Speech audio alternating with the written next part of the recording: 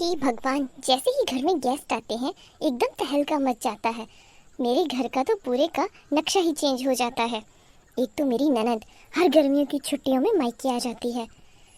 मैं इसे मना भी तो नहीं कर सकती और कोई ऑप्शन भी तो नहीं है सिवाय झेलने के। भाभी, आप क्या कर रही हैं? मैं आपकी कुछ हेल्प करवाऊं? अरे नहीं नहीं दीदी, मैं तो खुद ही सब कर लूंगी। अरे, ये कपड़े आपने कहाँ से पहने?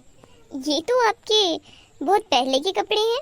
हाँ, वो एक्चुअली फिटिंग वही है, इसीलिए मुझे बहुत ही हल्के लगे, इसीलिए मैंने पहन लिए। हाँ, वैसे भी अब आपको इन सब की आदत कहाँ, आपको तो साड़ी की आदत लगी होगी ना। बहुत ही पिछड़े हुए विचारों का ससुराल है आपका। देखो, आपको तो सूट भी नहीं पहनने देता, और मुझे देखो, मुझे तो सूट पहनने की भी फुल इजाज़त है। वैसे आज ये मेरा गैस चूल्हा काम नहीं कर रहा है। पता नहीं पाइप में लीकेज की वजह से कुछ प्रॉब्लम हो गई होगी। अरे, ऐसा कैसे? मैं तो सोच रही हूँ कि छत पर ही 4 ईंट रखकर खाना बना लूँ, लेकिन मैंने कभी ऐसे खाना बनाया नहीं ना। बस दिमाग में ख्याल आ रहा है, बाकी कुछ नहीं। क्योंकि मेरे मायके में भी इतने सब रिच थे, और यहाँ आकर ससुराल भी इतना अच्छा मिला मुझे, एकदम रिच अमीर फैमिली। लेकिन दीदी, आपको तो आदत होगी, क्योंकि मैं एक बार जब गई थी आपके पास तो मैंने वहाँ पर छोटा सा चूल्हा देखा था बाहर। हाँ भाभी, लेकिन मैं उस पर खाना नहीं बनाती, वो तो ऐसे ही रखा है। क्योंकि हमारे वहाँ लकड़ियाँ कहाँ से लेंगे हम? ओहो दीदी, गांव में लकड़ियाँ नहीं मिलेंगी तो और कहाँ मिलेंगी? आप जंगल जाया करो, उधर से लकड़ियाँ ले आया करो, और अब इन सब चीज़ों की आदत डालो आप। क्योंकि आपकी शादी एक गरीब घर में हुई है, और वैसे भी हमने नहीं करवाई, आपकी खुद की पसंद है। हाँ भाभी, लेकिन मैं बहुत खुश हूँ उस घर में, और हम गरीब नहीं हैं, हम भी मिडिल क्लास हैं। ओहो, मैं तो मजाक कर रही थी। वैसे कोई बात नहीं, मैंने अभी मैकेनिक बुलवाया है, अभी काम शुरू हो जाएगा। चले, तब तक हम बाहर बैठकर गॉसिप करते हैं। ये भाभी मुझे ताना क्यों देती रहती हैं बार बार? ओहो, कितनी अच्छी मॉर्निंग है, यहाँ पर कितना सुकून है और शांति भी। मैं जरा अपने लिए ग्रीन टी बना लूं। रमा, बेटा तुम कहाँ जा रही हो? अरे माँ, मैं तो कहीं नहीं जा रही हूँ, मैं सिर्फ अपने लिए ग्रीन टी बनाने जा रही हूँ। क्या ग्रीन टी? दीदी, अभी भी आपकी मायके वाली आदतें नहीं गई ना? अब आप एक अगले घर में जा चुकी हैं। क्या जीजू आपकी ग्रीन टी अफोर्ड कर लेते हैं? वो क्या है ना, ग्रीन टी तो बहुत ही महंगी होती है। हाँ भाभी, आपके जीजू इतना तो कमा ही लेते हैं कि उन्हें मेरी ग्रीन टी महंगी नहीं लगती। मुझे क्या है, मुझे क्यों सुना रहे हैं आप? मैं तो नॉर्मल बात कर रही थी। हे भगवान मम्मी, ये भाभी को हो क्या गया है? ऐसा लगता है जैसे ये सब चीजें इन्होंने पहली बार देखी हैं। मैं तो इन सब से ही गई हूँ ना। अरे बेटा, बोलने दो, इसकी तो आदत है बोलना। माँ, मम्मी, मुझे मेरी देवरानी ने कहा है कि मैं जाते जाते वॉशिंग मशीन लेकर जाऊं, तो मैं सोच रही हूँ कि सेमी ऑटोमेटिक ठीक रहेगी क्या? हाँ बेटा, जैसे तुम्हें अच्छा लगे। मैं कल ही चली जाऊंगी और जाते जाते वॉशिंग मशीन ले जाऊंगी, क्योंकि हमारे वाली पहली नॉर्मल वाली थी तो उसमें कपड़े धुलना बहुत ही मुश्किल होते थे। अच्छा बेटा, मैं मंदिर जाकर आती हूँ, तुम लोग बातें करो। दीदी, वो मैं ये कह रही थी कि आपको। हाँ भाभी, आपको अभी भी सुबह सुबह उबले हुए अंडे खाने की आदत है, या वहाँ ससुराल में जाकर कुछ आदतें अपनी चेंज कर ली आपने? अब मैं वेजिटेरियन बन गई हूँ भाभी, क्योंकि आपके जीजू वेजिटेरियन हैं। अच्छा, अब मैं समझी, जीजू ने खर्चे से बचने के लिए आपको वेजिटेरियन ही बना दिया।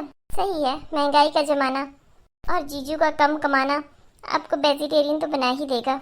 वैसे दीदी, मुझे ना ये घर बहुत ही बिखरा बिखरा सा लग रहा है। मैं मानती हूँ कि आपको बिखरे हुए घर में रहने की आदत हो गई होगी, लेकिन थोड़ी तो मेरी हेल्प कर दीजिए, कम से कम इस हॉल को ही साफ कर दीजिए। हमारे घर में भी सफाई रहती है। भाभी, आप ऐसा मत समझिए कि हमारे घर में गंदगी फैली रहती है। फर्क इतना है कि आपके यहाँ मेड सफाई करने आती है, और हमारे वहाँ हम खुद से करते हैं। बस, कोई बात नहीं, आप अपना काम कीजिए, मैं कर लूँगी सफाई। जवाब तो देखो, जैसे पता नहीं अंबानी के लड़के से शादी कर ली हो जाकर। मैंने आपको कह दिया कि मैं अपने भैया की शादी में 50,000 दूंगी तो दूंगी। आप अपनी बहनों के घर भरे, तब तो आपको पैसे नहीं दिखते। मुझे दिया क्या है आप लोगों ने? मुझे इस पुराने वाले कमरे में रखते हो? तुम तो जानती हो कि ये मेरा फेवरेट कमरा है और मैं बचपन से ही इसी में रहा हूँ। मुझे और किसी रूम में नींद नहीं आती, इसीलिए मैं यहाँ रहता हूँ। बहाने मत बनाइए, वो सारा घर आपने अपनी बहनों के लिए छोड़ा हुआ है। थोड़ा तमीज से। जानती तो अच्छे से हो तुम मुझे। तुम जानती हो कि पापा के जाने के बाद सारी जिम्मेदारी मेरे सर पर है। मैं अपनी बहनों को एक भाई का प्यार, एक बाप का प्यार देता हूँ। जब मेरी बहनें तुम्हारे बारे में कभी फालतू नहीं बोलती तो तुम क्यों बोलती रहती हो 24 घंटे?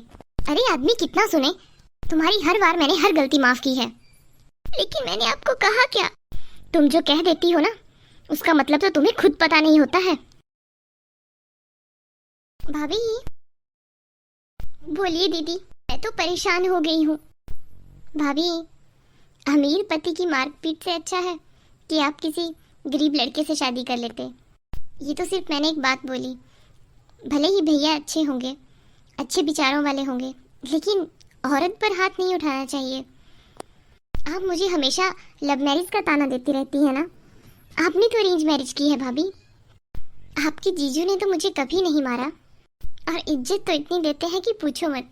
भले ही मेरी शादी एक मिडिल क्लास फैमिली में हो गई, लेकिन इज्जत